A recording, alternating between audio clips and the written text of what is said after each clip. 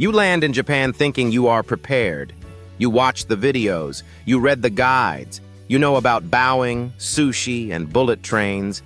And then within the first 24 hours, something small happens. No one yells, no one corrects you, no one even looks angry. But you feel it. A quiet friction. A sense that you are doing something wrong without knowing what it is.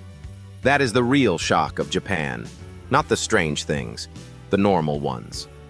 In Japan, the most unsettling moments for visitors do not come from exotic rituals or ancient traditions. They come from everyday behavior you never questioned before. Standing, walking, talking, eating, waiting. The rules are not written, they are not announced. And they are enforced not by police or signs, but by silence, timing, and the collective behavior of everyone around you. Take walking, for example. You are used to walking as a personal act. You choose your speed. You weave around others. In many countries, this is normal. In Japan, walking is a shared choreography. People keep left or right depending on the city and even the station. They stop exactly where stopping is expected. They do not drift. They do not hesitate in doorways. When you stop suddenly to check your phone, you feel it immediately. People do not bump into you. They adjust smoothly. But the space around you tightens. You have disrupted the flow. No one says a word. And that is the point. This is where many tourists struggle psychologically. In places where rules are loud, you learn quickly. In Japan, the rules are quiet. And silence is not emptiness. It is information. When no one reacts, you are expected to react to yourself. Then there is noise, or rather, the lack of it. On trains, buses, and even busy platforms, conversations are soft. Phones are on silent. Eating on local trains is rare. Not because it is illegal, but because it violates a shared understanding. Public space is not for projecting yourself. It is for minimizing your impact on others. Tourists often describe Japanese trains as peaceful. What they really mean is controlled. You might laugh with friends. You might answer a call without thinking. The shock comes when you realize everyone else noticed and no one acknowledged it. The discomfort is internal. You correct yourself not because someone told you to, but because you suddenly feel out of place. Eating is another trap. You think food is safe. Everyone eats. But in Japan, how you eat matters more than what you eat. Walking and eating is common in many countries. In Japan, it signals carelessness. Food is something you stop for. You give it attention. Convenience store snacks are eaten near the store, not while moving through the street. This is not about cleanliness alone. It is about respect for the act itself. At restaurants, the shock continues. You are handed a towel. You do not wipe your face. You wipe your hands. You are served water or tea without asking. You are expected to pour drinks for others before yourself in group settings. And when you finish, you do not tip. Not because service is bad, because service is assumed to be sincere, not transactional. Tipping in Japan is not just unnecessary. It can create confusion or discomfort. In some cases, staff will chase you down to return the money. For visitors used to tipping as politeness, this feels backwards. But in Japan, politeness is built into the system. Adding money suggests something was missing. Shoes are another quiet test. You know to remove them in homes. But then it happens again and again. At temples, at traditional inns, at some restaurants, at clinics, even at certain fitting rooms. Sometimes you are given slippers. Sometimes you are not. Sometimes there are separate slippers just for the restroom. Tourists laugh at this online, but in real life, it creates anxiety. You are constantly scanning the floor, looking for cues. The shock is not the rule itself. It is the expectation that you notice without being told. Trash is where many visitors feel truly lost. Japan is famously clean, and famously short on public trash cans. You buy something. You finish it. And then you carry the trash. For hours, sometimes all day. There is no dramatic reason, no explanation posted on walls. The logic is simple and deeply ingrained. You are responsible for what you bring into public space. Cleanliness is not outsourced. This connects to something deeper. In Japan, rules exist not to control others, but to control yourself. The system assumes restraint. It assumes awareness. Tourists often struggle because they come from places where behavior is negotiated externally. In Japan, it is negotiated internally. Personal space works the same way. Crowds can be dense. Rush hour trains can be packed. And yet there is almost no physical contact beyond what is unavoidable. No pushing, no loud complaints, no eye contact. The social agreement is temporary discomfort without emotional intrusion.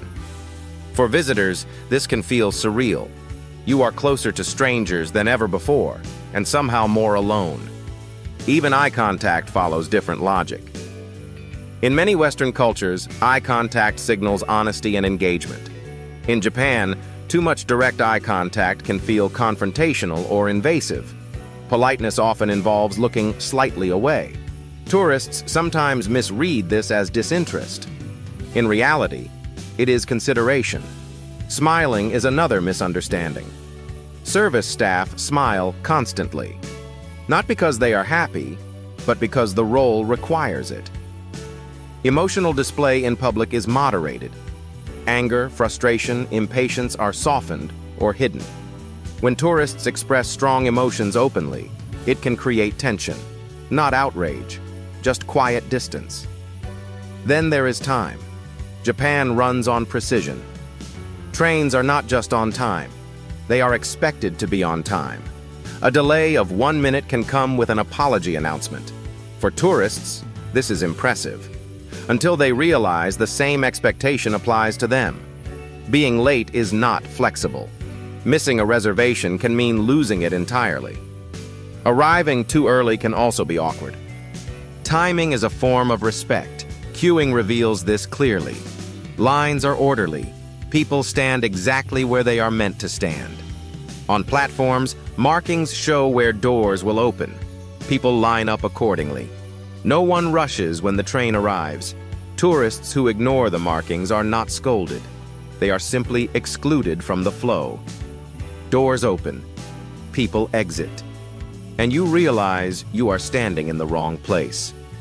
If you have made it this far and found the story interesting and insightful, do not hesitate to give me a like and a subscribe to show your support. Payment systems can also surprise visitors in 2026. Japan has modern technology everywhere, but cash is still widely used. Some small restaurants, temples, and rural areas do not accept cards. When tourists assume digital payment is universal, they feel unprepared. The shock is not inconvenience. It is the coexistence of ultra-modern infrastructure with deeply traditional habits. Language adds another layer. Many Japanese people understand basic English. Fewer feel comfortable speaking it. This is often misinterpreted as unwillingness. In reality, it is fear of making mistakes and causing inconvenience. Tourists used to casual multilingual exchanges may feel shut out. But when you approach slowly, politely, and with patience, help often appears in surprising ways. Even apologies work differently. In Japan, apologies are frequent and do not always mean fault. They often mean acknowledgement. You bump into someone, they apologize. You apologize. Everyone apologizes. It is not about blame. It is about restoring balance. Tourists sometimes overthink this, wondering who was wrong. That question misses the point. Public baths and hot springs are another shock built on normality. Washing before entering is mandatory, not suggested. You clean yourself thoroughly before touching the shared water. Tattoos may still be restricted in some places, not because of aesthetics, but historical associations. Visitors often feel singled out, but the rule applies to everyone. Silence appears again here. No splashing, no loud conversations, no phones. The bath is not a social pool. It is a space of calm. Tourists who treat it like a spa or resort often feel the invisible boundary immediately. What makes all of this challenging is that nothing feels dramatic. No alarms, no warnings, just a constant low-level awareness that your instincts are slightly off, that your normal behavior needs recalibration. This is why many tourists say Japan is both welcoming and exhausting. People are kind, service is excellent, streets are safe. And yet, you are always monitoring yourself. You are always adjusting. The shock is psychological. It is the realization that comfort does not come from freedom alone, but from shared restraint. By the end of the trip, something interesting happens. You start noticing your own habits, how loud you normally are, how often you interrupt, how quickly you claim space. Japan does not tell you these things are wrong. It simply shows you another way. And that is the real hidden rule of traveling in Japan in 2026. The culture does not bend around visitors. It invites them to observe, adapt, and reflect. The shock is not that Japan is different. The shock is that your own normal behavior suddenly feels visible. When you leave, you might miss the quiet trains, the orderly streets, the unspoken understanding, or you might feel relief. Either way, you do not leave unchanged. Because once you experience a society built on invisible rules and self-control, it is hard not to notice how loud the rest of the world really is. And that is something nobody tells you before you go.